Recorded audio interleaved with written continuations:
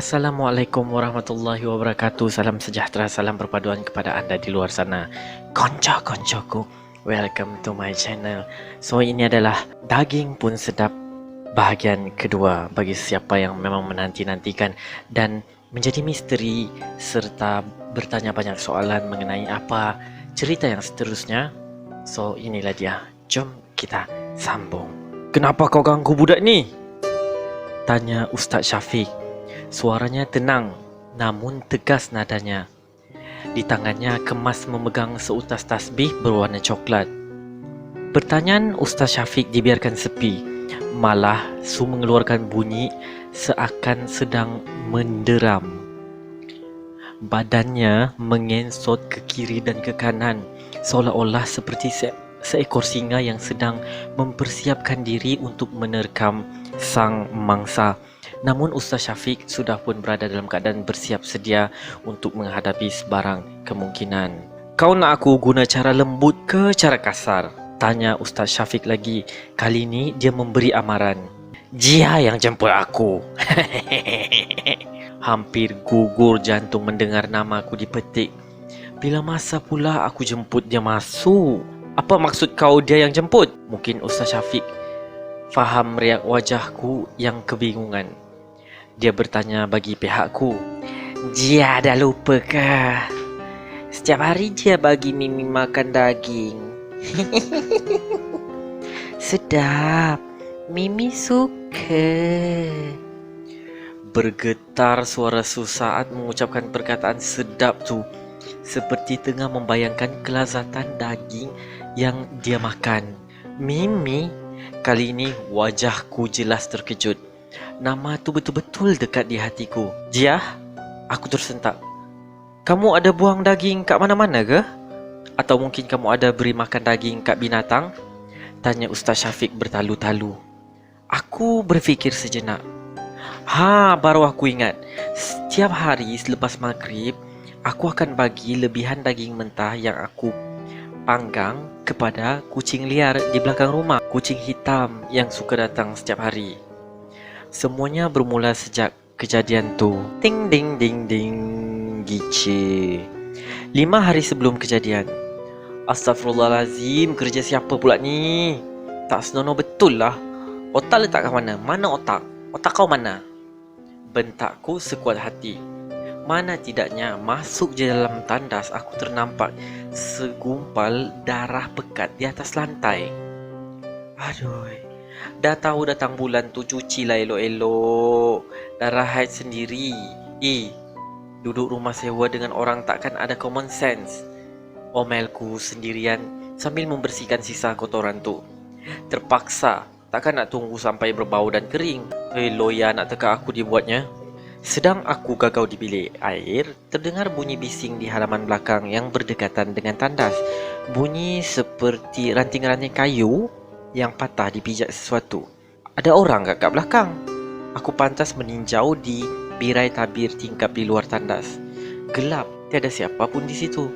Kulihat jam tangan G-Shock kepunyaanku. Wow, G-Shock you all, sudah pun menjangkau pukul 7.40 malam. Seramlah pula. Dahlah waktu ni hanya aku seorang yang baru balik. Dum! Aku terpekik. Bunyi pintu yang dihempas kuat benar-benar meragut semangatku. Insan bertuah mana pula yang tutup pintu macam nak gaduh ni? Desis hatiku. Urut-urut dada agar kembalikan kekuatan. Kemudian aku melangkah keluar ke ruang dapur. Cuba mencari punca pintu yang menghempas kuat tadi. Namun pencarianku sia-sia. Aku sendiri macam tak pastilah.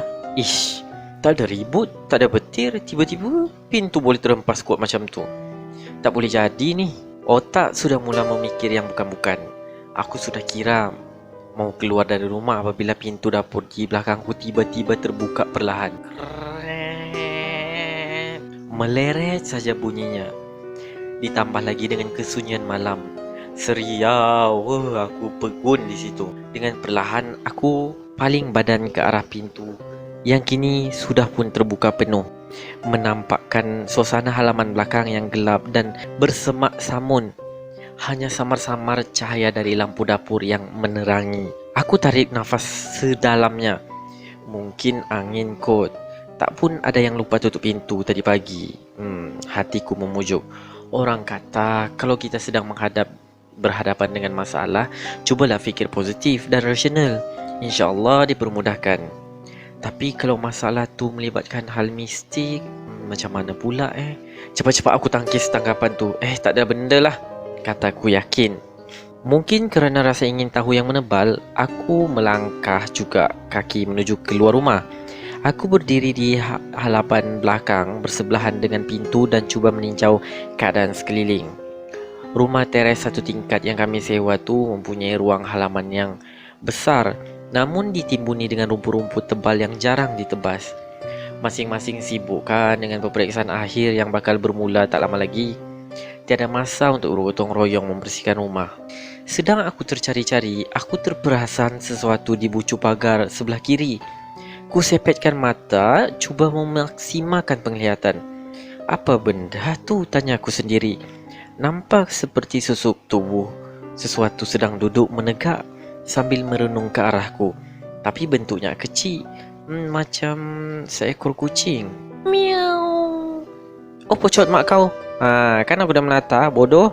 Aku terlompat. Mana tidaknya sedang leka melihat benda tu, tiba-tiba ia bergerak dan mengiau. Berlenggang ia menuju ke arahku. Bulunya hitam sehitamnya. Berbau berderau darah dibuatnya. Miau.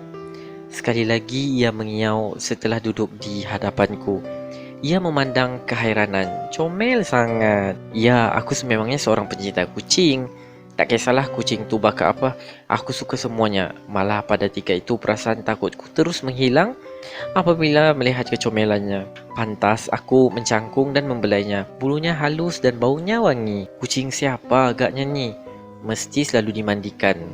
Aku tekalah, kalau betul itu kucing peliharaan, apa yang buat kat sini malam-malam? Tanpa dipinta, kucing tu menggesek-gesek badannya ke kakiku seperti mahu bermanja. Hatiku tersentuh. Alamak jinaknya lah. Baru aku teringat yang aku ada membeli daging mentah untuk dimasak malam tu. Lalu aku masuk ke dapur dan memotong sedikit cebisan daging untuk diberikan kepada kucing hitam tadi. Dari ekor mata, kulihat kucing tu hanya duduk memerhatikan tingkahku dan sabar menanti seolah-olah tahu aku ingin memberikannya makanan. Aku tersenyum.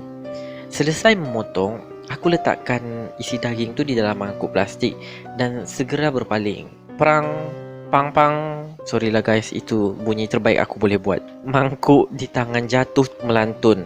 Bertaburan isi-isi daging yang aku potong tadi. Ya Allah, aku benar-benar terkejut. Semasa berpaling, aku lihat dengan jelas wajah kucing hitam tadi berubah menjadi wajah seekor wanita. Pucat mukanya dengan mata yang terbeliak memandangku. Cepat-cepat aku beristighfar. Namun bila aku toleh semula ke arah kucing tu, bayangan wajah tadi sudah pun hilang. Berhayalkah aku? Kucing tu pula langsung tidak terkesan dengan keadaan tu dan matanya tertumpu ke arah daging yang berada di lantai. Selalunya naluri seekor kucing akan segera meluru ke arah makanan. Tapi lain pula dengan kucing seekor ni. Mungkin benarlah kot dia jinak dan terlatih. Mungkin tuannya mengajar agar makan hanya apabila diberi. Malas aku fikir bukan-bukan, aku mengutip semula cebisan-cebisan daging tadi dan memasukkannya semula ke dalam mangkuk. Kemudian aku menapak keluar dan meletakkannya di atas lantai. Lahap sekali ia meratahi si daging tu. Seketika kemudian aku alihkan pandanganku ke arah tempat kucing tu muncul tadi. Kulihat di penjuru pagar, kelihatan seperti longgokan tanah yang baru dikorek. Mungkin kerja kucing tu kot. Aku membuat teori. Sedang aku leka melayan kucing tu, telingaku menangkap bunyi pintu bilik seperti dibuka. Ada yang dah balik ke? Tanyaku pelik. Tapi tidak pula kedengaran pintu gerigi rumah dibuka. Aku segera melangkah masuk ke dalam untuk memastikan. Jia! Aku terperanjat. Su yang berada di depan pintu biliknya turut sama terkejut.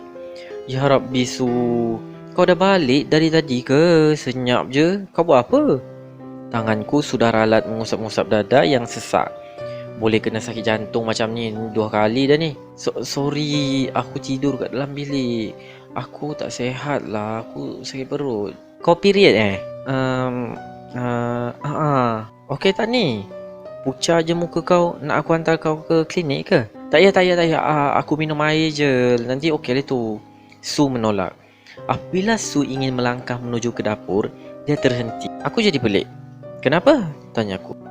Apa tu? Su balas dengan pertanyaan sambil memandang ke arah kucing hitam tadi. Riaknya jelas takut. Tu? Kucing tu ke? Tanya aku lagi. Tapi aku faham kenapa dia bereaksi seperti itu. Aku tahu Su tidak suka pada kucing. Aku masuk bilik dululah. Selamat malam. Su, kata nak minum. Namun Su tidak menghiraukan panggilanku dan laju berlalu ke dalam biliknya. Mungkin sakit sangatlah tu kot, fikirku.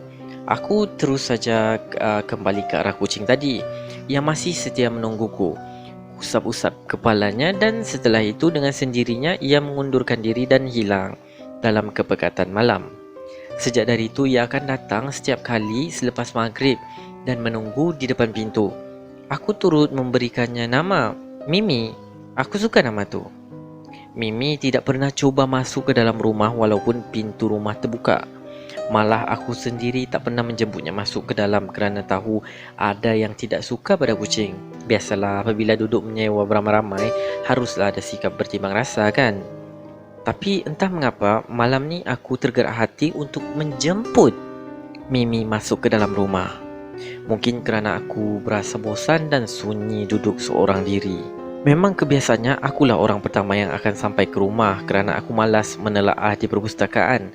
Ada kalanya Mimi yang makhluk tu kumaksudkan, jikalau benar maknanya kucing yang selama 5 hari aku peluk dan belai itu adalah jelmaan jin. Ya Allah, adakah Mimi aku yang makhluk tu maksudkan? Jikalau benar maknanya kucing yang selama 5 hari aku peluk dan belai itu adalah jelmaan syaitan. Ya Allah, berderau seluruh tubuhku guys. Ya Allah, aku baca ni pun aku Ustaz, 5 hari lepas saya ada beri makan daging mentah dekat kucing hitam belakang rumah. Ustaz, saya tak tahu kucing tu dari mana, tapi dia yang datang kat saya. Tergagap-gagap aku menceritakan kisah itu kepada Ustaz Syafiq. Kamu jemput dia masuk ke dalam rumah? Wajah Ustaz Syafiq tampak serius. Ya, tadi lepas maghrib saya panggil kucing tu masuk ke dalam rumah. Tapi tak ada apa-apa yang berlaku, Ustaz. Kucing tu cuma jalan-jalan je kat dalam. Lepas tu saya masuk dalam bilik. Tak lama lepas tu barulah gangguan tu datang. Sumpah kalau aku tahu kucing tu jelmaan, sudah pasti aku tidak akan menjemputnya masuk ke dalam rumah. Dalam dunia ni bukan hanya kita manusia yang mendiaminya. Ada lagi makhluk-makhluk Allah yang berpeleseran. Kamu tak boleh sesuka hati membawa masuk benda yang kamu tidak kenal ke dalam rumah. Lagi-lagi kucing hitam. Waktu maghrib pula tu. Entah betul kucing pun kita tak tahu. Tersentak hatiku mendengarkan teguran daripada Ustaz Syafiq. Benar, memang aku alfa soal tu. Entah kenapa aku lupakan nasihat ibuku yang selalu mengingatkan agar sentiasa hati-hati dengan bicara dan tindakan kita. Maafkan saya Ustaz, semua ni salah saya. Bahuku terjungkit-jungkit menahan sendu. Kalau bukan kerana kekhilafanku, pasti Su tak diganggu sebegini. Tak apa, ini bukan salah kamu, tapi jadikan ini sebagai pengajaran. Jangan risau, kita sama-sama bantu Su. Apa yang saya nak kamu buat sekarang, teruskan baca surah Yasin dan ayat-ayat yang kamu tahu. Ingat, apapun terjadi, jangan sekali-sekali hentikan bacaan. Dan jangan pandang muka Su sehinggalah saya selesai. Faham? Faham Ustaz? Jawab aku dan Tina serentak. Saat tu juga kami memulakan bacaan. Oi, kan aku cakap jangan baca. Kau tak faham ke ha? Kalau kau tak nak rasa sakit, kau keluar dari badan budak ni sekarang. Arah Ustaz Syafiq. Aku tak nak. Aku suka dekat budak ni. Dia pun sama macam aku. Sama? Macam mana? Umpan Ustaz Syafiq. Dia mau tahu alasan benda tu mengganggu pelajarnya. Dia pun ada sikap yang sama macam aku. Kejam. Tiada hati perut. Pembunuh. Aku suka. Apa maksud kau? Korang tak tahu ke? Ejek makhluk tu. 5 hari lepas maghrib, aku nampak budak ni sedang korek sesuatu dekat belakang rumah. 5 hari lepas, kat belakang rumah, hatiku tiba-tiba berdegup kencang. Adakah dia maksudkan hari yang aku bertemu dengan Mimi?